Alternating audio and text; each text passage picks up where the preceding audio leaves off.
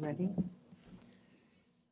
Good evening, everyone. I'd like to open the school committee meeting for September 24th, 2025. So call to order, roll call, Superintendent? Mr. Begoli? Present. Mrs. Cahill? Present. Mr. Gattro? Present. Mrs. Hubley? Present. Mrs. Leba? Present. Mrs. Perdios? Present. Mayor Coe? Present. And North Quincy High School Student Representative Louisa Payenzi? And Quincy High School Student Representative Mishti Malavia? Thank you. Thank you. Could stand for the Pledge of Allegiance. I pledge Allegiance to the flag of the United States of America and to the republic for which it stands, one nation, under God, indivisible, with liberty and justice for all. Thank you. Any memoriams? No memoriams. Okay, thank you. Tonight, we'd like to rearrange the schedule a little bit. We're looking for a motion to move the student recognition for the Quincy High School History Bowl team so that they can, first by Mr. Begoli, second by Mr. Gattro. So Superintendent, we have student recognitions for the Quincy High School History Bowl. Thank you, and good evening, everyone. Hope everyone is doing well. I'm honored to present to you a student recognition tonight for the Quincy High School History Bowl teams in their trip to the International History Olympiad in Paris in July, which was a huge success. Two members of Quincy High School's History Bowl team, seniors Eddie Giza and Ramona Bensel, competed, having qualified at both the Massachusetts State Championships in March and the National Championships in April. The competition was divided into a group competition and a series of individual competitions. In the International History Bowl group tournament, teams from the United States represented their state or region, and other teams represented their country or region. Eddie and Ramona represented the entire Commonwealth of Massachusetts, along with Nikita Kladoff of Newton South High School. Team Massachusetts ultimately finished in 7th place in the world, which is amazing, in the International History Bowl Championship. For individual competitions, Eddie made it to the playoffs as the 14th seed. Eddie also won first place in the Classical Music Bee, while Ramona won first place in the Popular Music Bee and the Film History Bee, as well as second place in the French Language Bee. So very impressive. In addition to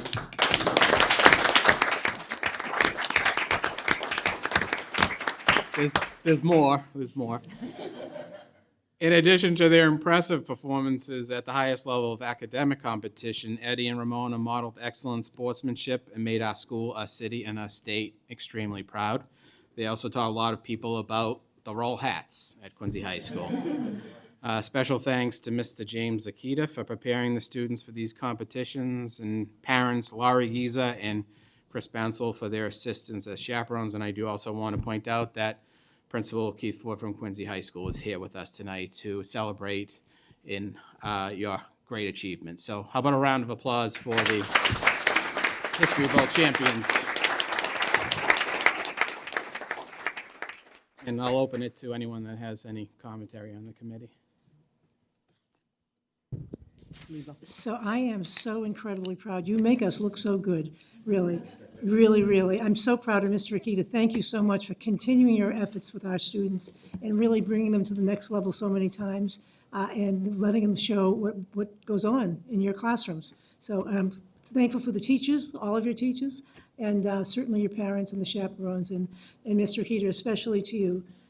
I know that this was a big commitment for you, too. You also went away in the summer, so. And I just really appreciate it. Thank you.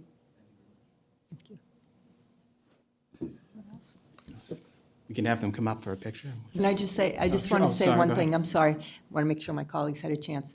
I had an interview today, and someone asked me why I like being on the school committee. And one of the main reasons, and probably the most important reason for me, is for nights like this, when we get to see our students come up here and share what they are doing in school, what they're learning, and how they're shining. And it just, it makes me emotional, honestly. So congratulations, guys, and congratulations for your achievements, and thank you for being there for them. Thank you. And we have some certificates for you, and it says the Quincy Public Schools, come on up, presents this certificate of excellence to Ramona Benzel in recognition of your accomplishments as a member of the Quincy High School History Bowl team. Quincy Public Schools is proud of your outstanding achievements at the state, national, and international competitions, and I have the same award for Edward Giza as well. Congratulations. Thank you very much. Guys, congratulations. You want to shake hands with the school committee?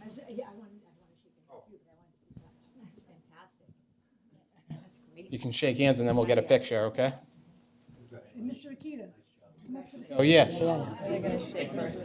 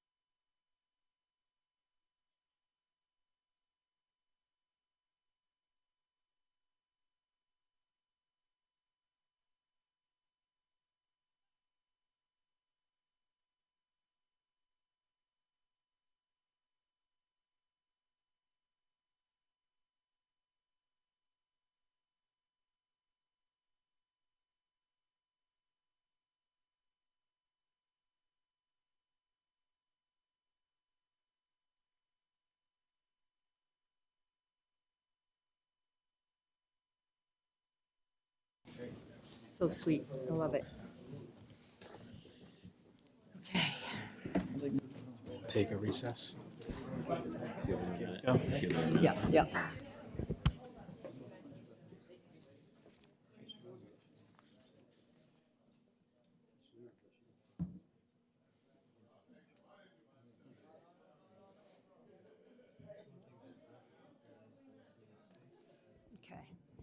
Okay. At this time, it is the open forum, which is an opportunity for community input regarding the Quincy Public Schools. Community in this context is defined as a resident of the city of Quincy, a non-resident parent of a student who attends the Quincy Public Schools, or a non-resident employee of the Quincy Public Schools. After giving his or her name and address, each speaker may make a presentation of no more than 3 minutes to the school committee. An individual may not exchange their time or yield to others. Residents or non-community persons may submit written statements of up to 300 words to the school committee at qscopenforum@quincypublicschools.com by 4 p.m. of the day prior to the posted school committee regular meeting. Written statements will be posted on the school committee section of the Quincy Public Schools website by noon on the day of the posted school committee regular meeting. If there's anyone here for open forum, please come up to the microphone.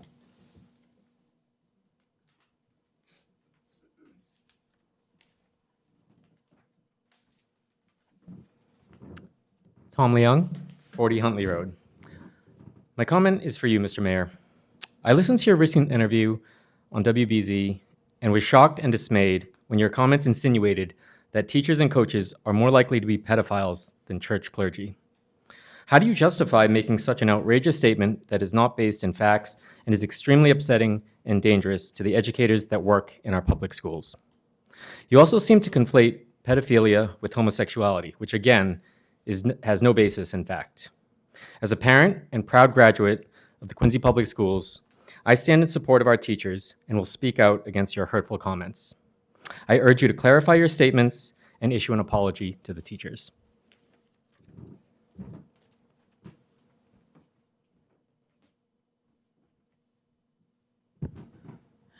Hello, my name is Linda Monaco. I live at 21 Glendale Road.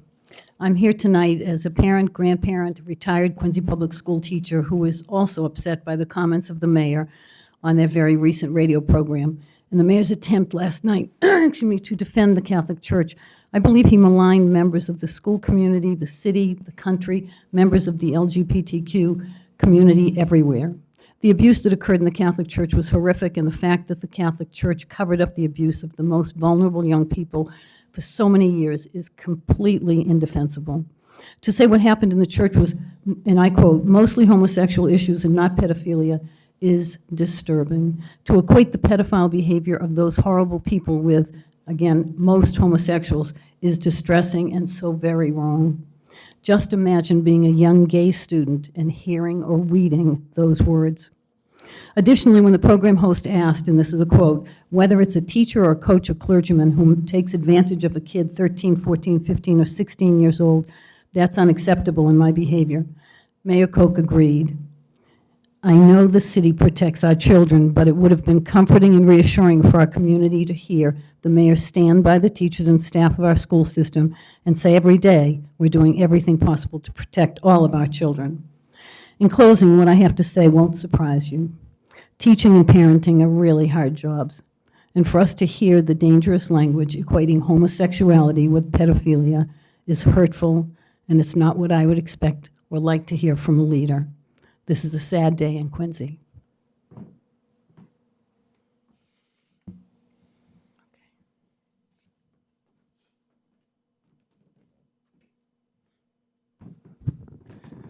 Good evening, Mayor Koch, Vice Chair, and fellow school committee members. My name is Kylie from 42 Presidents Ave. Towards the end of the last school committee meeting, I suggested that we distribute laptop sleeves to our students to help protect our investment. And it's good to hear from the superintendent and Dr. Perkins that they're making its way to our schools and students. Thank you for that. Also, at the last meeting, it was great that the school committee invited Commissioners Murphy and Hines to the meeting. It's amazing to hear the number of improvements that they've been able to make to our city and our schools and for the benefit of our students. Actually, my son and I recently bumped into Commissioner Murphy. I mentioned to my son what I learned about Commissioner Murphy at our last meeting and the departments that he's responsible for. His ears perked up, and once he heard that Commissioner Murphy's in charge of Parks and Recs, and then he's like, can I go say hi to him? Shook his hand and had a very positive interaction. Later on, I look forward to hearing about the QPS summer program review from Dr. Perkins and Mr. Marani. My kids recently took the MAP test. Not sure exactly if the MAP test is the right thing for this part, but it'll be interesting to see how well our students that attended the summer program did versus the ones that didn't. And because having the summer program helps the students retain the progress that they've had throughout the school year. I also like to reiterate, please continue providing the funding needed to have this great summer program and expand it where possible. Some of the suggestions I've heard include baking class and for the Summer Quest program, more project-based learning. So thank you for your time.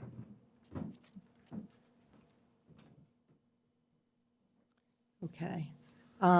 We'd also like to make another change to the agenda where we would like to move additional business out of order. Oh, open forum, I'm sorry. Anyone else? No one in line? Okay, thank you. Would like to move additional business out of order. Can I get a motion to do that? Mrs. Lebo, second by Mrs. Hubley. Additional business. You want to speak here? Thank you, Madam Chair. I'd like to try to clarify some things related to the show the other night on BZ. I was invited to be on to discuss statutes. I didn't know there'd be other issues that would be thrown my way. When Dan Ray threw out the abuse things and talked about pedophilia, my point was to remind him that if 4% of it was pedophilia, I didn't have the facts in front of me, but I went back and refreshed before tonight, and 80% was same-sex attraction post-puberty. But that doesn't really matter. It's all horrific. I don't care what age it is. And my point was that it affected the entire society, that it was far more than just the Catholic Church that was affected. We've seen it in the Scouts. We've seen it the Olympic Committee with gymnastics. The U.S. Department of Education and a report a number of years ago said that kids going through public schools between 6 and 10% would be a victim of sexual misconduct before they graduated. So it wasn't just willy-nilly, you know, I had some experience over the years looking at some of this stuff. Having said all that, I never meant to disparage anybody. Anyone that knows me, I try to treat everybody with dignity and respect. So anyone that I offended, particularly, I know, Gail, I got a letter from the QEA. I apologize, and I apologize to every teacher, coach, anyone that was offended by my remarks, and I take responsibility for it, and I apologize for it. And the same goes for members of our gay community. If I offended anybody, and I did get a few emails today, I apologize to each and every one of them for that. I should know better, and I will do better. Thank you. I would like to, as the vice chair of the school committee, I felt as though it was important for me to prepare a statement as well.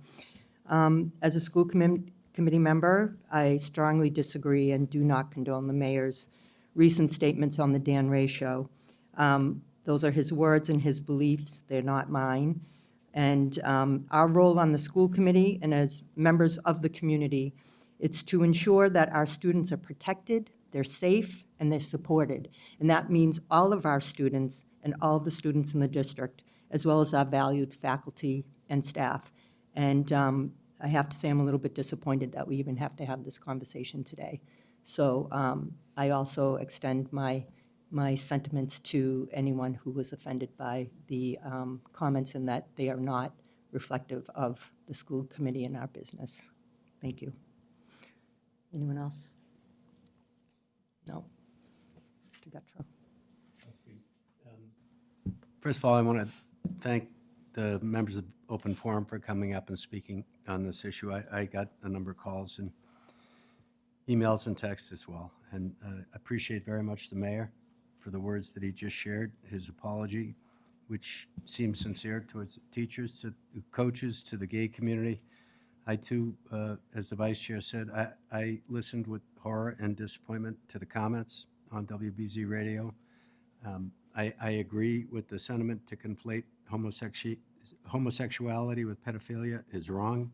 To suggest that if you were abused in your teens, it isn't pedophilia is wrong. To suggest that the behavior is more prevalent with teachers and coaches than priests is wrong. And I agree, and let me be clear, it doesn't represent my views, nor do I believe that it represents the views of the Quincy School Committee or the Quincy Public Schools. And I think victims of sexual abuse, the LGBT community, and coaches and teachers of QPS deserve our support, and I concur with what the vice chair said.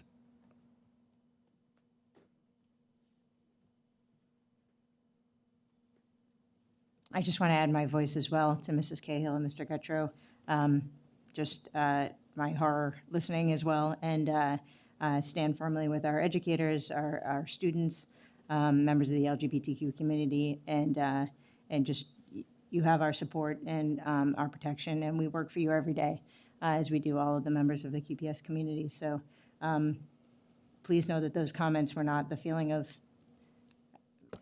myself or what I believe to be the majority of this board. Thanks.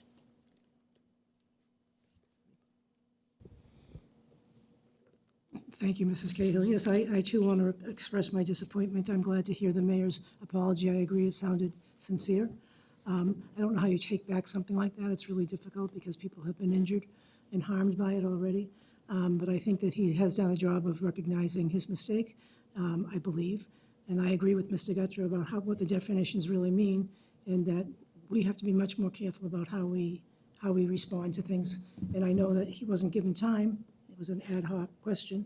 But I do want to express my disappointment in his comments, and I agree with the statement by this vice chair. Thank you.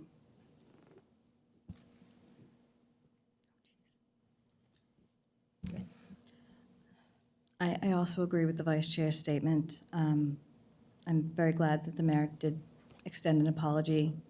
It is very disturbing, though I'm going to leave it at that. Thank you.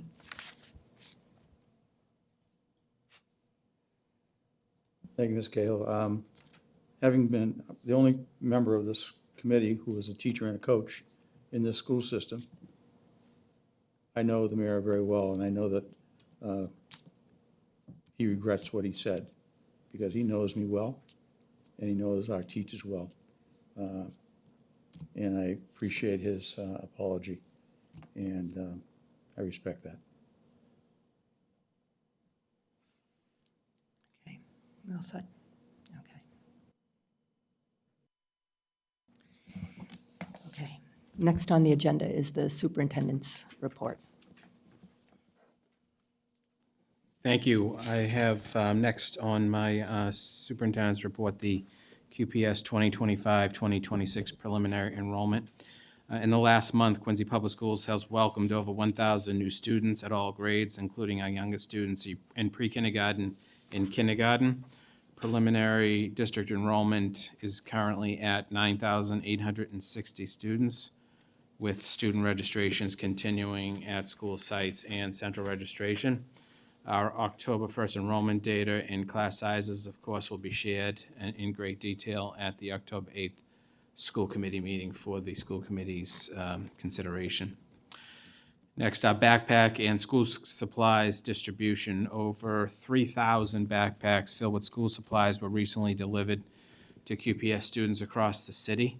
As you know, distribution events were held at Atherton Howe, Clifford Marshall, Lincoln Hancock, Montclair, Parker, and Snug Harbor on Thursday, September 4th. Special thanks, of course, to the school committee members who were able to attend, as well as the superintendent's leadership team members and principals and assistant principals for their assistance, as well as the teaching staff at all the schools. Special thanks to Cradles to Crayons, Granite Telecommunications, Mass Bay Credit Union, and Quincy Credit Union for once again supporting the backpack and school supply initiative. We can't thank our business partners enough for their great generosity for our students in all of the schools that were mentioned, of course, throughout the district. Upcoming Quincy Public Schools and City of Quincy events. Both Quincy and North Quincy High School are hosting college planning nights for students and parents and guardians in grades 11 and 12. The events, which will highlight important information on the college admission and financial aid processes, are being held tomorrow, September 25th, at 6 p.m. in the high school auditoriums. The Quincy Special Education Parent Advisory Council is holding their first community meeting of the school year on Thursday, September 25th at 6:30 p.m. on Zoom. The link was shared with QPS families in an email and also in the QPS community notices also. In celebration of Quincy 400 this coming Saturday, September 27th from 10 a.m. to 4 p.m., there will be the Quincy Open Heritage Day with over 30 free historic tours, activities, and programs at 12 historic sites throughout the city. You can visit the quincy400.com website for schedule and event details. The English Learner Parent Advisory Council is holding their first meeting of the school year on Tuesday, September 30th at 6 p.m. on Zoom. The LPAC is looking for new parents to join the board, so please, if you're interested, please reach out to my office or to your building principal, and we'll make sure that you're added to this board. It's extremely important, and we encourage everyone to participate. Information has been emailed to parents and will be shared in this week's QPS notices about the upcoming LPAC meeting. And the groundbreaking ceremony for the new Squantum Elementary School will be held on Tuesday, October 7th at 5 p.m. It will also feature the opening of a time capsule from 1948, which is very exciting. This capsule was found in the cornerstone of the 1950 addition to the original school building. So we look forward to that event and opening the time capsule to see what may be inside. So with that, that ends the superintendent's report. Old business, there is none. New business, we have the QPS Summer Program Review by Dr. Perkins and Mr. Marani.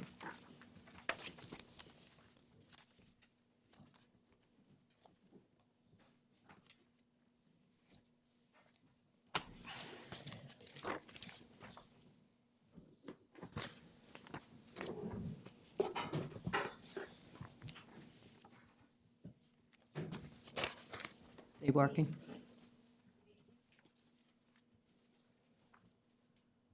I'm going to just put them all on. Okay. There you go. There we go. Thank you. Good evening. Thank you for having us. We're very excited to be here today to share with you what was once again an extremely successful summer this summer for Quincy Public Schools.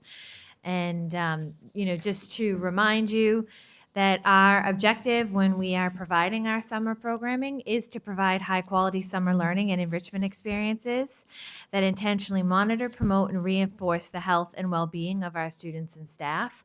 And we do just want to thank you, and I know we'll talk about this later in the program, all of the people that help support these programs. We have quite a list of people that work on these programs and help make them as successful as they are.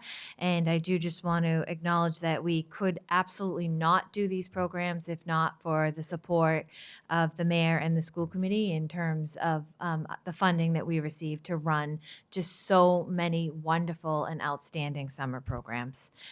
So this summer, we were fortunate enough to run 20 summer programs. The total enrollment for our students was 1,742. We employed a total of 263 staff. And really exciting was that we also worked with 120 high school volunteers, which you will see were sprinkled throughout the program. And I have to say, all of the programs that we visited, the volunteer students absolutely made it happen. They were amazing, and they really helped us be able to do what we do every day. So the timeline this year was a little bit different than in past years, and the program began on June 30th, and we did have programs that ran all the way through to August 21st. And so one of them being the new RDLC public day school summer program that was a 6-week program as opposed to a 4 or 5-week program. And then many of you are aware of the I Can Bike program that was towards the end of August that was very successful that we'll talk about. So the programming that we provided was focused on general education, special education, and our English language learners, students. And so one of the programs that we've offered for a long time now is Bridge to Reading and Math.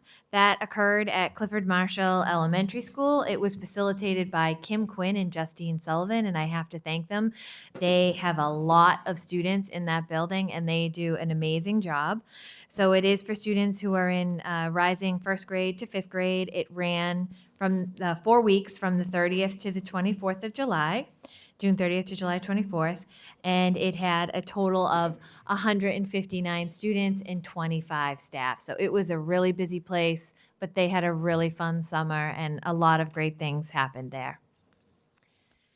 In the Quest for Learning program, this has been, since we began this a few years ago as a result pretty much of COVID, this has been a very, very popular program for the district. So it's an enrichment program. It is a blend of hands-on activities, creativity, critical thinking. It covers the gamut. They talk a little bit about history, about science, technology, engineering, math, English. And so the program is also an elementary program. It is for rising first to fifth graders. It also ran pretty much the month of July, and it had 273 students, which is really pretty impressive. It was run by Megan Healy and Laurel Hendrickson, and they are absolutely amazing. They are running a school for the summer. It's just as big as some of our elementary schools, and they do such an amazing job facilitating it. We had 25 staff members, and this year, instead of at Beechwood Knoll, we located it at Bernazani, which actually worked out really well. And so we thank everybody that participated in that program. Our Snuggie Summer program, which is a great program that we offer for our Snug Harbor students. This year was a little bit different because of the great construction that occurred over at Snug Harbor this summer. We did actually have to move this program over to the RDLC, which I do have to say the children loved because it was air conditioned. So that was a big plus. We provided transportation. So thank you to Mike Drakio for, he added another bus us to accommodate this program, and we really appreciate it. So this program was, again, for students entering 1st to 5th who attend Snug Harbor Elementary School. It had 60 students. It was facilitated by Diane Babcock. It had 5 teachers and 10 high school volunteers who did an absolutely phenomenal job. They had a lot of fun. They went swimming every week. So thank you to Lincoln Hancock and the recreation staff for helping to support that. And it was a really exciting and fun summer. And now I'll turn it over to Mr. Marani to talk about middle school. Thank you, Dr. Perkins. Good evening, everybody. At the middle school level, we had once again this year Summer Boost. That was for students entering 6th grade through 8th grade. It began on June 30th, went until July 24th. So that's a Monday through Thursday program, started at 8 a.m. We had 110 students participate in that, which is great. This is a remedial-based program, so there's a lot of students that are taking advantage of this offering who are able to close some of the gaps that may have formed the year prior as they transition to the year ahead. I do just want to point out, under the leadership of Michelle Cuniff and Nancy Seriani, that the teachers there really emphasize the importance of hands-on learning for these students. So it wasn't just about closing some of those gaps that they might have developed over the year, but it was also about making it as fun and as engaging as possible. And it was all 4 core subjects along with PE and art. So great program with a lot of participation. So we're grateful to have it. This program is relatively new in the sense that it's a combination of 2 programs that we had. So Hands-on STEM is kind of the marriage of both STEM Academy and Hands-on Math. And so what we were able to do with this combination is we were able to offer 2 2-week sessions. So if you remember last year, we had 2 1-week sessions for STEM Academy and then a 4-week session for Hands-on Math. The challenge was families wanted a little bit of both. So that's why we had combined them. What was great is a student could participate in both sessions, right? So it wasn't a problem to attend either just session 1 or just session 2, or they could attend both. So a student could have this be a full month or 2 weeks out of the 2 sessions. And the other, I just want to point out that, again, the emphasis here is hands-on learning. So students are, if you look at those images, students are getting their hands on different projects and really learning by doing. And I think that's one of the added benefits to this summer programming is it gives these teachers an opportunity to really kind of expand on what they can offer in the classroom. Quincy Summer Theater Arts Academy, I'm going to say that is probably the hidden gem, and I only say that it's a hidden gem because it's small. It's a 2-week program. There's 36 students. That's under we have them as facilitators, but they're also the teachers, Tom Doucette, Joanna Martel, Christopher Bowl. I mean, they're really unbelievable in what they do in terms of running that program, both as facilitators, but also as the instructors there. It's a phenomenal program. We've talked about this many years, so I know you all know that. But one thing that I noticed, just as I look at those images and I think about the activities that these students are participating in, it's really nice to see students across the 5 middle schools have the opportunity to connect with one another as they start to head towards high school. So they're in that entering 7th, 8th grade, 9th grade range. So it's a great opportunity for those students. You see that a lot with youth sports, and that's phenomenal, but it's also nice to see it in the arts, and that's the opportunity that these students had in addition to building those improv skills, those stage production skills and writing skills. So great program. Shifting to the high school programming, Summer Pathways to Success, also known as Credit Recovery. Great numbers here. So this was a Monday through Friday program. It's a 4-hour day for our students, 8:30 to 12:30. We had 149 students. So of those 149 students, 85 of them were participating in the in-person programming. And then an additional 64 were participating in the online programming. But one thing I want to point out is that all 64 of those students participating in the online courses through the Edgenuity platform had access to teachers for in-person support throughout the entire duration of the program. So whether they were taking their class in person or online, they had in-person support regardless. And I think as a result, that's why we're able to celebrate the fact that we had 217 total courses passed across those 149 students. So averaging more than a course per student, which is phenomenal. And I do just want to give Mr. Lane and that team over there the credit that they deserve. This is really a well-oiled machine at this point. They've been running it for so long. It's such an effective program. And as a result, students are held accountable in that they do need to recover those credits, but they're doing it in an environment that is supportive and welcoming. And as a result, we're able to see the success that we see with 217 recovered courses. For QPS Ladders to Success, another great program. This is 29 students that are entering 9th grade, in addition to the support of their 5 peer leaders in grade 12. This is facilitated by Amy Curtin. It's a great program where students can explore the Quincy CTE offerings. And along the way, they're able to earn up to 96 hours at $16 an hour. So while they're getting this great opportunity, they also have the opportunity to earn some funds along the way, which I think, I'm sure those 29 students are grateful for that opportunity. And I know we all are grateful to be able to provide it. So again, that's QPS Ladders to Success. Before I talk about the YouthWorks, I just want to quickly acknowledge our partners who make YouthWorks possible. Without those partners, YouthWorks doesn't really work. So we just want to credit them and acknowledge them because it's part of what makes Quincy programming so great, that there's so many stakeholders outside of Quincy School Committee, Quincy educators, outside of that are still within the Quincy community supporting one another. So I want to thank those partners,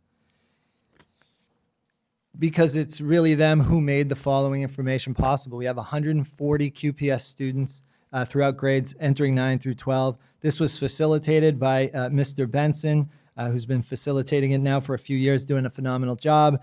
We have 9 total staff members, 37 community partners. You see that we have a variety of industries there in terms of students getting experience in an industry that might be of interest to them.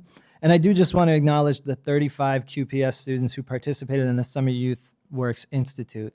That's their opportunity. Not only are they earning money throughout the summer and getting a job along the way, but they're also getting the opportunity to earn some credits, some college credits, as almost like kind of 2 part-time initiatives. They have the college credits along with the part-time work that they're doing. So teaching them how to balance and juggle those two, I think, is a great skill. We're lucky that we were able to offer it to so many students.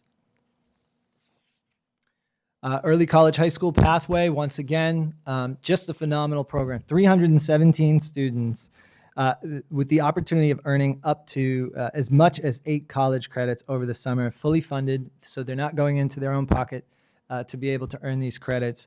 It's yet just another opportunity that students get throughout Quincy Public Schools where they can get a head start on their post-high school careers. So we're very, very proud of these students. 117 of them chose to take more than one class. So when they could have just been, hanging out, looking at YouTube all summer, they chose not to. They instead earned those credits in great courses with a variety of fields: nutrition, microbiology, fundamentals of business, pre-calculus, growth and development, so on and so forth. So another great program, once again, that we were lucky enough to offer. And then I will hand it back over to Dr. Perkins for special education programming. Thanks, Mr. Marani. I do just want to say I want to highlight or reinforce what Mr. Marani said about Patrick Lane and the credit recovery course because that program a few years ago was faltering a little bit, and we actually were not sure if we were going to keep running it. And it's him that has made that really the well-oiled machine that it is, with the support of Larry Taglieri. It's really it's astounding, and he has phenomenal teachers, and the teachers come because he's running it. So I just want to give a special shout out to him because he's really turned that program around, and we are so appreciative. So with the students with disabilities, for our CARES program, we had a lot going on. We had our Rising Pre-K and our kindergarten program that ran at the Richard DeCristofaro Learning Center. It ran from June 30th to July 31st. There were 71 students who participated, and it was facilitated by Danielle Perry. And they employed 56 staff members. So some of just the highlights and the fun things that these students did, they had Drums Alive come and work with the kids. They had Joe's Crazy Critters, which is always a huge success. They had Sing, Explore, Create come in. And I do just need to give a special thank you, because you are going to see this throughout the presentation with the students with disabilities for our summer programming, to the police, to the fire, to the DPW, to all of the organizations that supported Touch a Truck. They came to every single one of our summer programs for students with disabilities, and that is just so impressive, and we really, really thank them. And the kids absolutely loved it. So also for students with disabilities, our CARES and our Learning Center program for our little bit older students. This is for students entering grade 1 through grade 12. That was at Southwest Middle School this summer. And it ran from June 30th to July 31st. It had 170 students. And it was facilitated by Tracy Phelan. Again, our staff, I think what we're saying doesn't really do it justice, that the amount of time that they put in to make the summer program fun for our students, and to always try to be creative and to try to think of new ways to hook them, because it is the summer, and we know that. And so this year they had a weekly Wacky Wednesday theme each Wednesday, where they did things like Crazy Hat Day, Crazy Socks Day, to make it fun. They had Drums Alive. They had Joe's Crazy Critters also. They had Sing, Explore, Create. They went bowling. Again, Touch a Truck. And they also had an ice cream party. So for our students with disabilities who are in our transitional kindergarten and language development and STARS classes, those students were at Clifford Marshall Elementary School. They were students entering grade 1 and grade 5. Again, it pretty much ran for the month of July. It had 63 students and 28 staff, and it was facilitated by Corinne Matthews. And again, trying to keep it creative, they did weekly themes. So they did things like a space week, a music week, exercise week, superhero week. And so that was a great fun for the students. They also celebrated a Star Student of the Week, and they participated in bi-weekly Fit Math, and they had a visit from the Quincy Fire Department. So again, just so grateful for our community partners who helped make our programs a success.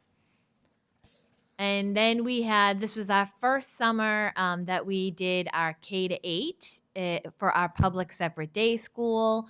And it was really a very exciting and fun summer. It was a 6-week program, which is longer for us, and it was longer hours. So instead of our typical, kind of 7 to 11 or 7:30 to 11:30 programming, it was from 8 o'clock to 1 o'clock. It was obviously at the RDLC, as I mentioned. And it was for our students who are in K-8. There were 44 students, and we do just want to highlight the amount of staff that participated in this program, because they all worked to make this a success for our students. So we had 8 teachers, we had 23 paras and RBTs, we had 2 OTs, 1 SLP, 1 PT, and 2 BCBAs. And it was facilitated by Simone Buckley, who did an absolutely amazing job. And again, you can see they also did themes. They had events to keep the students engaged. They also did a Touch a Truck, and they did Fun Friday activities. And then our I Can Bike program, which I know Miss Lebo and Miss Hubley are going to agree that this was a massive success. So we had I Can Bike, and I do want to thank the mayor for funding this program for us. So this program ran the week of August 18th to the 22nd. It had 40 students from Quincy. And as I think the superintendent mentioned maybe in his report last time, the students began the week not riding bicycles. In fact, I was there cajoling a student to get on their bike, going back to my teaching days. At the beginning of the week, they use what are called rollers on the bikes. The rollers get smaller as the week goes on, and by the end of the week, the students are riding bikes. And it was emotional, to use Miss Cahill's phrase. It was emotional to see and very moving, the work that they did. And we absolutely could not have done this without the 100 student volunteers who made this possible. I can tell you, I thank them tremendously, because that meant that I didn't have to run behind a bike, which I don't know that I could have done, but they did an amazing job, and they were moving. I think the first day they kind of thought, oh, maybe this might be a little bit easy, but by the end of the week, they were running about 3 miles for their hour-long session. So they were excellent, and I have to thank the coaches. They all came from our coaches and our teams, from both high schools, North Quincy High School and Quincy High School, and the coaches were there multiple days to make sure that the students came. And Larry Taglieri, who I think I drove crazy with the volunteers, it was really amazing. But Julie Graham, the whole special education team, Keith Sagala, and this took a lot of work, in addition to Miss Hubley and Miss Lebo, and then the CPAC board members. It really kind of took a village and Matt Lowe, of course. It really took a village to get to do this program, and we're so very grateful. So Camp Can Do. This is a program for our EL students. We've offered this for a few years. It's a very successful program, and thanks to your funding, we have been able to expand this program, which has been wonderful. So this program ran the month of July. It had 86 students in it. It was at Clifford Marshall, and so it was facilitated by Kim Quinn and Justine Sullivan, and it had 21 students. Swell Academy is our middle school program for our EL students. This is a great program where they engage in civics and they learn about the community. They visit all kinds of different places. They really make it hands-on and experience driven. So the students get some really great experiences. They go on field trips. They go, you see them there at the State House. I think maybe at the USS Salem. They do some really great stuff with the students. And again, that's for students entering grades 6 to grade 9. It ran the month of July, and it had 68 students. It was facilitated by Tao Nguyen Ippolito, and it had 9 staff members at Central Middle School. And I'll turn it back over to Mr. Marani. Thank you. So just a quick highlight of the professional development that occurred this summer. So obviously our priority was making sure we could engage as many students in learning and enrichment throughout the summer.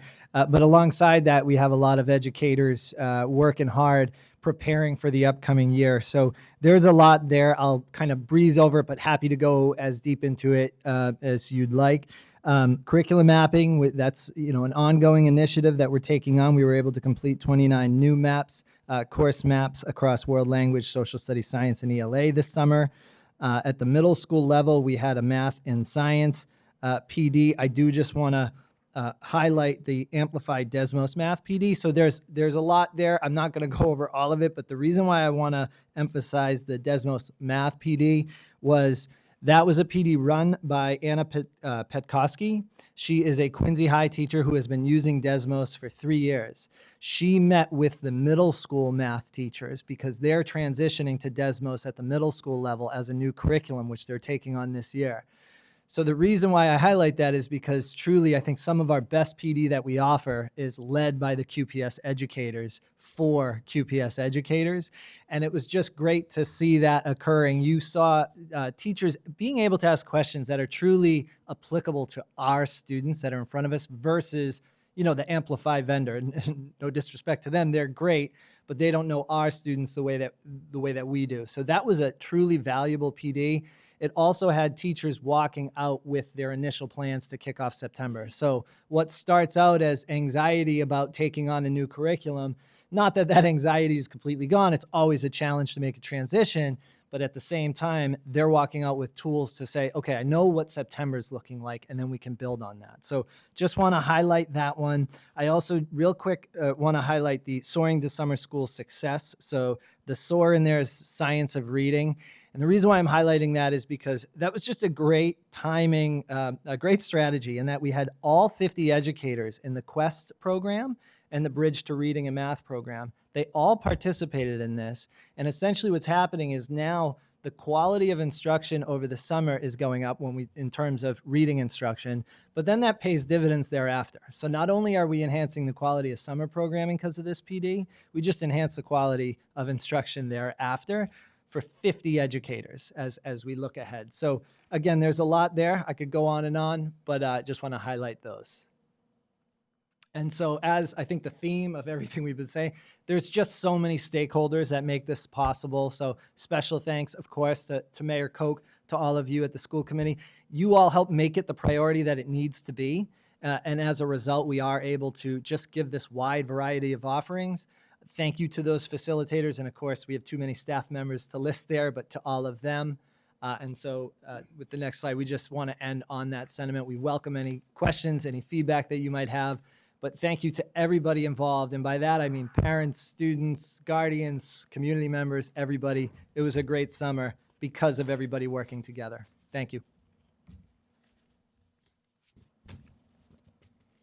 Thank you. I just want to say thank you so much for all of this. I can't even go into detail on it. This is amazing. This is so great. And I want to do a shout out, thank you to our teachers for being there. The consistency of having our teachers there is so important for our kids to have familiar faces there. That's consistency, and that's just so important. So I love that. And I do want to do a shout out again to the I Can Bike program, to Beth and the CPAC, for them to bring this to our attention. It was an amazing program. It was so great to be there to volunteer and watch the kids. It was beautiful just to see them on the last day being able to ride. It was so sweet. And I can't even, it was a memory that I have, that it was just a beautiful memory. So thank you so much. Yeah, thank you, Mrs. Cahill. Yeah, so almost 20% of our students participated in this, you know. This is amazing to me, amazing. And to see all of these educators stepping up and taking leadership roles means we have principals in the making, and Absolutely. yeah, Yes. really nice things to see. So as as we say, sometimes building our own, so we're building our own cadre of people who can go into leadership positions. Definitely. And the staff is amazing. The organization of this is amazing. So thank you all to the SLT. I really want to thank the teachers, because giving up 5 or 6 weeks of your summer, even though you're paid, it's a lot to ask, because I can remember teaching, and those summer the summer weeks were very important to me. But I also want to say that I was also at I Can Bike every single day, and as amazing as that was and how great it made me feel, the high school volunteers, they learned as much as the kids who were riding the bikes. They did. On how to respond and encourage and participate. And Dr. Perkins is right, on day one, she was coaching kids who no one else could get to do the thing, onto their bikes and moving them around slowly on the auditorium. And I said to her, boy, you never lost it. So you were amazing too. So again, you know, this was funded originally through ESSER funding, and the mayor has managed to come up with the funding for us for the past few years, and it's a huge thing. I don't know of any other district that does this to this extent. Not to this level. No, definitely not. I don't see it anywhere. So, I mean, it's one more great thing about our city. So thank you all, and thank you, Mayor, for continuing to support it.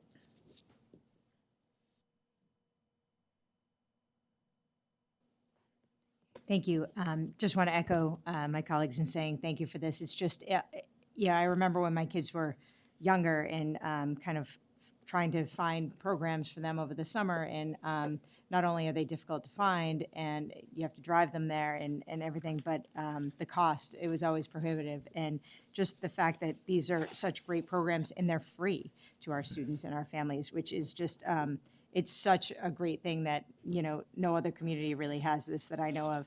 And it's not just busy work, they're getting great experiences. I mean, you know, going to different places, going to the USS Salem, and just having those real world experiences that it's just not, you know, keeping them busy, it's actually giving them value for it. And it's just fantastic. So thank you to your team and to the facilitators, the educators, fantastic work for them. And I just also want to echo what Mr. Marani said about the, you know, I'm going to say, Dr. Perkins, the middle school theater program. It is truly a hidden gem. And next year, I encourage everyone to go to the final performance that they have. It is amazing what they do in just this short amount of time. And they are just incredible with these kids. And for sure, that feeder program kind of concept that you were mentioning, knowing that the spring musicals are combined with our high schools now. So those kids do all get together again once they kind of move up to the high school. And having one of my kiddos has done this now for 3 years and is now just tried out for the fall show at high school, and she's in freshman now. So it does carry through, and it really does give them confidence to sort of say, hey, I could take part in a high school performance that might otherwise seem overwhelming from their, smallish middle school experience. So that really truly is a hidden gem. Mr. Doucette, Mr. Martel, Mr. Bowl, that team is just fantastic.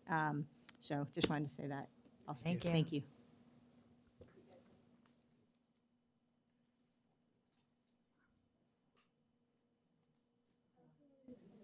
One second, make sure it's on.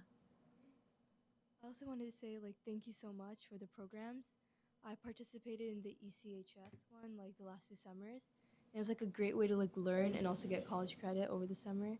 So thank you so much again. Well, Ms. G, that's awesome. Thank you. Thank you.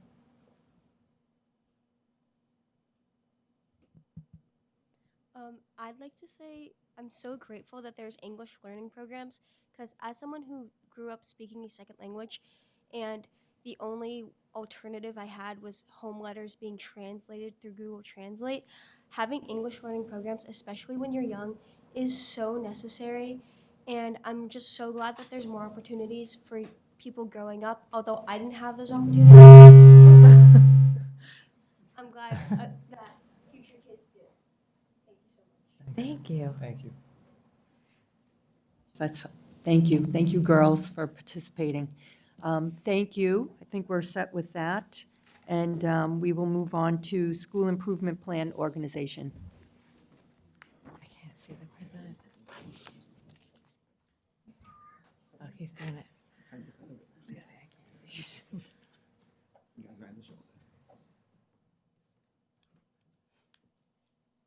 Go down, yeah.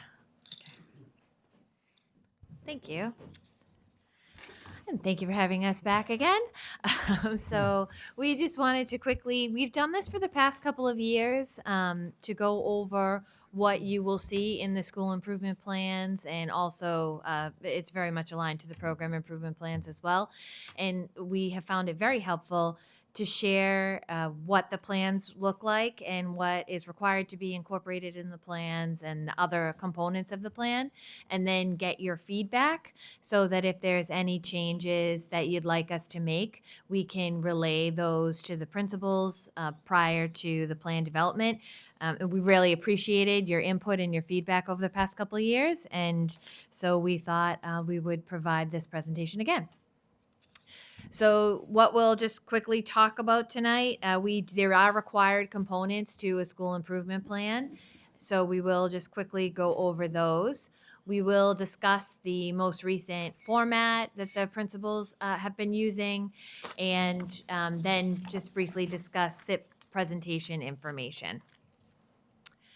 So in terms of the required component, so these are required by the Department of Elementary and Secondary Education, and I am going to just point out where you will see that information in the current template of the school improvement plan.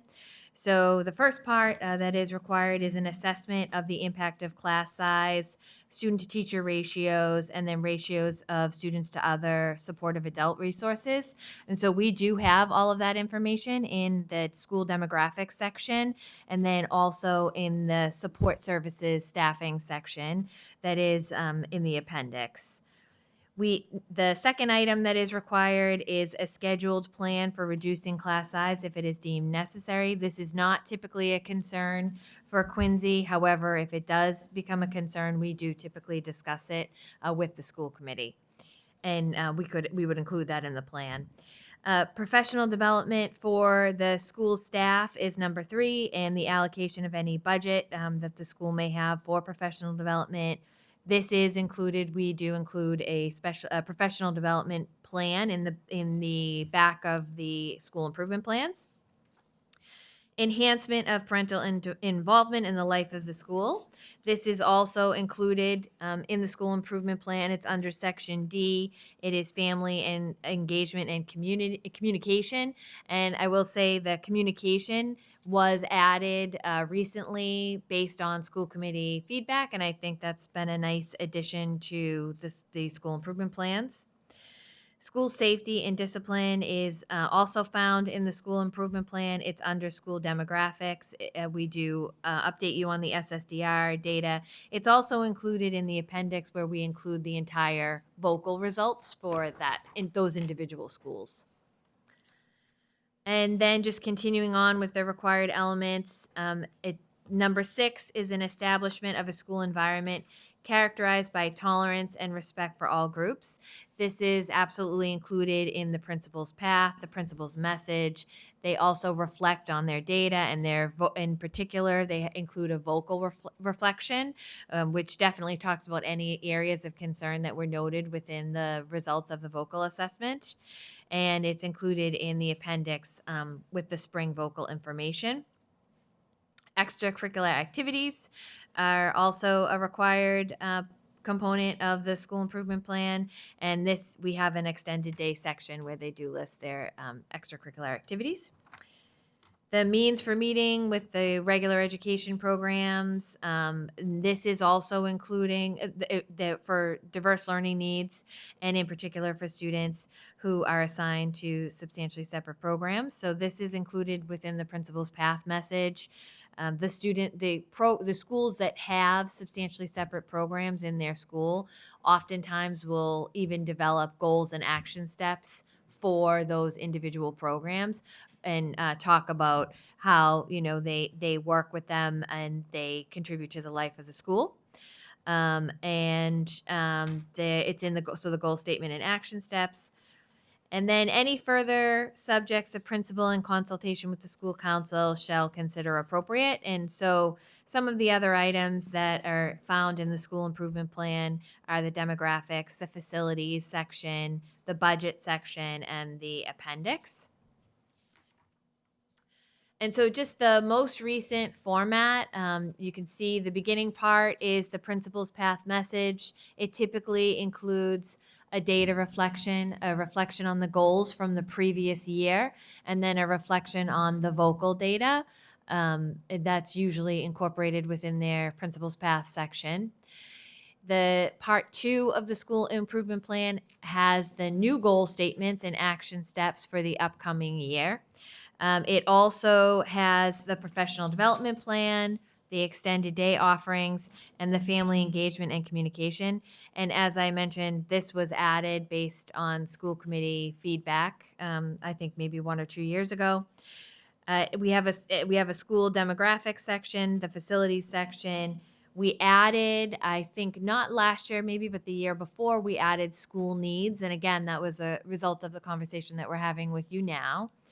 And we also have the budget section, which also was added, I think, based on school committee feedback. And then we have the appendix.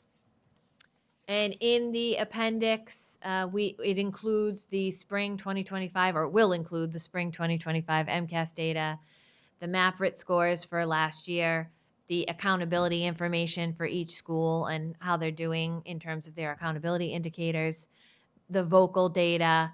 We included, based on school committee feedback, the completed action steps that they are removing from the school improvement plan. And I should state, in addition to that, a small change, but that did come as a result of our conversation with the school committee, is that we did modify the actual goal and action step template that the principals use to include like a status column that talks about, whether it's a repeat action step or a new one. So that is included, and that was included last year. And then staffing support services, this was also brought up by school committee. We've added that into the appendix. And then, of course, the school council members. And now I will pass it over to Mr. Marani. Thank you, Dr. Perkins. So pretty much what Dr. Perkins spoke about covers the entire school improvement plan. What I'd like to do is just very quickly go over a little bit of the depth in terms of how we develop the goals and what some of those changes look like, just so as you're reviewing the SIPs, you know kind of what to look for. So in terms of the goal development, once again, we have strongly encouraged the principals and their teams to develop school-based goals. So we, just today we had our first meeting with middle school principals in terms of data analysis. Over the next couple of weeks, we'll be meeting with high schools and elementary schools. So we do go over the district data so that they understand as a district how things look. But we're also in that same message talking about, okay, now how does this apply to your school? In some cases, maybe a weak point in the district, maybe a strong point at another school, and therefore it wouldn't make sense to focus on that for that particular school. So some of the ways you'll see variation in the goals are kind of three parts. So first, you could look at the assessments. You'll see most common MCAS map, which you all know, but you'll also see potentially access or MClass along with the vocal survey. So these are just some of the assessments, not all of the assessments you might see. In terms of the metrics within those assessments, the most common ones, you'll see the achievement category. So that's the percentage of students that meet or exceed the expectations on MCAS. You could also see the average percent correct, which is a basic percent showing us how the students performed on a test or on a section.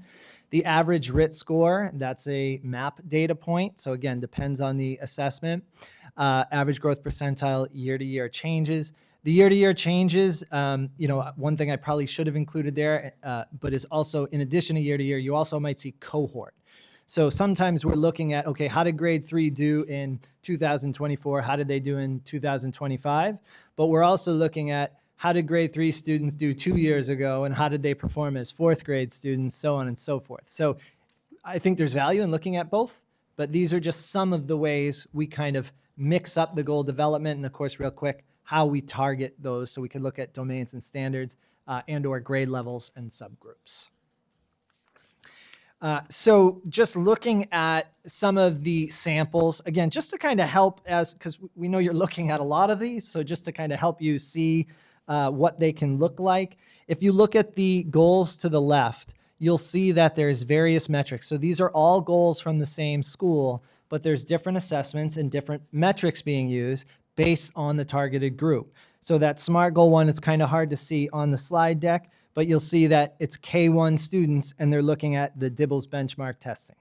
Whereas SMART Goal 2, now we're talking students grades 2 through 5, we're looking at MCAS and MAP, right? And then when we go to SMART Goal 3, as Dr. Perkins mentioned, some schools will actually create a specific goal if there's a substantially separate program. In this case, for LDC, you see that there's kind of back focus on DIBELS, but with a different metric within DIBELS.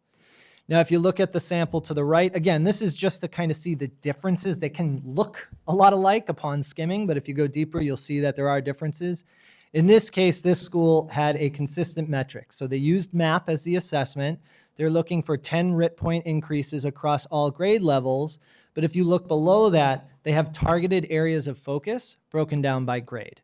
So this is the way these schools and the teams within those schools are really digging into the data to say, what makes sense for our school? What should our focuses be? Which, of course, all of these then drive the action steps. And if you look at the action steps, as Dr. Perkins mentioned, we did, I believe it was last year, we added the status of those action steps. So you'll be able to quickly look at those action steps and say, okay, which ones are new? Which ones aren't new but modified in some way? So there might be a minor alteration to it, but still continuation, or just an action step that gets continued. So again, we added that just to kind of help see like, okay, what's different, what's staying the same, and what's being slightly modified. And then with that same sentiment in the appendix, we have this section called completed action steps.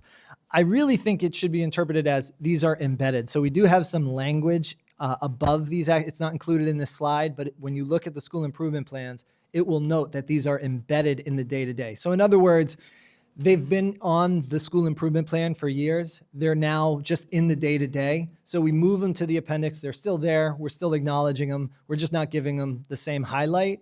If you look at that far right column, in case you're looking to see, okay, what does this action step support, you'll be able to see which goal it applies to. And so finally, just as kind of a recap as to what happened most recently, presentations occurred over 3 teaching and learning subcommittee meetings. The average presentation duration was approximately 15 to 20 minutes per school. And of course, the toughest part for the principals is they want to share so much they could each take, multiple hours. So what they're trying to do is highlight from here and of course answer questions that you have as a result. And so we certainly welcome your feedback. If there's any suggested revisions or just an adjusted approach, we welcome that feedback as we move forward and work with the principals in those schools. Any comments on this side? Mrs. Lebo? I want to thank you for this. I mean, it is helpful to see this before we actually get the plans in front of us, so we can have a better idea, refresh our memory. I'm really glad about some of the changes that you made, especially the stuff about embedding stuff, that if it's embedded in the thing, it's there. I really like the way we did it last year. I know they want to talk about their schools for now, but we do read the whole plan. So we don't really, I know that they want to talk about them because I Yeah. know how proud they are of their staff and their students. But it did work out much better last year with that format because we did read everything. And we all read everything before we come to the meeting. So we have questions that we'd like answered or comments we'd like to make. So the process really worked well. I just have one question that's weird. I don't know. All that stuff that we do in the summer, we don't get to put that in our school improvement plan. So we put it in our district improvement plan? I mean, there should be some place Yeah. that DESI sees what we're doing. I mean, we certainly can put it in our district improvement plan. I think we Yeah. should. I think we should. I think that's an amazing amount of commitment and work that we have to these kids. So I think it should at least be in our district improvement plan and it's spread across the district. But I just think, I think we should take credit for that when things are going uptown. Thank you very much. Thank you. You all set? Do you want to say anything? I said it last year, I love the format. I love the fact that you came before us last year and walked through everything. I appreciate the changes that you're making this year and explaining those changes. Were there any DESI changes, any state requirements? No, I concepts that changed? Nope, I actually checked that before, last week or the week before, just to make sure before doing this presentation, and no, there were no changes. Good, great, thank you. Yeah. Thank you. Thank you for going through all this with us. 2 questions, one more reminder, I guess. I think Mr. Guttrow a couple years ago or last year had kind of made it a priority to sort of make sure that parents and PTOs had seen the school improvement plans before they came to us, just so that we knew that any changes that parents wanted to see in there or suggestions they had were incorporated kind of before it got to us. I think that's super important. And I know it's hard because there's a small window of when we need to see it and when it needs to be approved, and PTO meetings don't always line up, but I think that's really important if we could remind them about that. And then the school council members, I think last year I seem to remember at least one school where some of the school council members didn't actually get a chance to read it, and it was like an electronic signature. I don't know if it's too difficult to ask for like a wet signature or maybe just, just an acknowledgement to make sure before we electronically sign that all those school council members have read it. Just kind of a reminder to principals on that one. And then my last comment was more on a program improvement plan. So I don't know if that's an appropriate place to ask, but I think last year we talked maybe about adding a advanced pathways program improvement plan. I just wanted to make sure that was still on the radar for this year to sort of evaluate our REACH program, our the central program, and just kind of covering the offerings we have at the high schools and different things too. Thank you. That's good. Appreciate All it. set? All right, thank you. Thank you so much. Very much.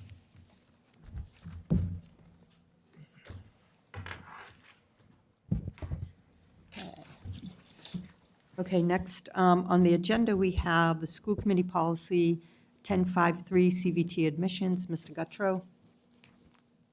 Just a motion to refer to committee. Need a second? Mrs. Hubley, second by Mrs. Lebo. Next. Next item on the agenda is the establishment middle school CVTE pathway exploration policy. This is just for a referral to subcommittee. Need a motion and a second. Mrs. Hubley and Mrs. Lebo. All set? Yes. Okay, thank you. Next, we have the consent agenda, which requires a roll call vote. Is there any questions or discussion prior to a motion? Motion to approve, second. We all set? Roll call, please. Mr. Pagoli? Yes. Mrs. Cahill? Yes. Mr. Guttrow? Yes. Mrs. Hubley? Yes. Mrs. Lebo? Yes. Mrs. Perdios? Yes. Mayor Coe? Great. And communications, upcoming school committee meetings, Coddington Building, School Committee Room at 6:30 PM, October 8th and 22nd, and November 19th, December 10th. Upcoming subcommittee meeting would be October 8th at 6 PM for policy. Reports of subcommittee, we have none, and there is no executive session, so we are adjourned. Motion to adjourn, Mr. Begoli and Mrs. Hubley. All set? Thank you, All right, everybody. thank you.